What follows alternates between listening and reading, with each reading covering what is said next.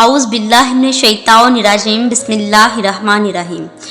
خواتین و حضرات السلام علیکم۔ امام مہدی علیہ السلام کے ظہور کے بعد ایک انسان ہوگا جس کا نام حسنی سادات ہے۔ یہ جھوٹا امام مہدی ہونے کا دعویٰ کرے گا اور لوگوں سے کہے گا کہ میں رہبر ہوں، تم میری ہی بیعت کرو۔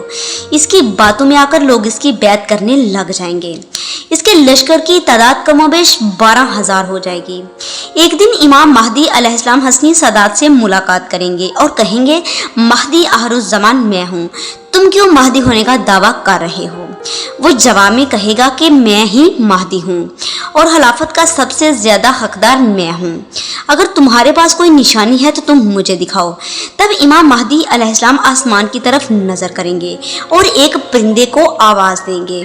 وہ نیچے آئے گا اور امام مہدی علیہ السلام کے ہاتھ پر بیٹھ جائے گا اور امام مہدی علیہ السلام کی امامت کی گواہی دے گا۔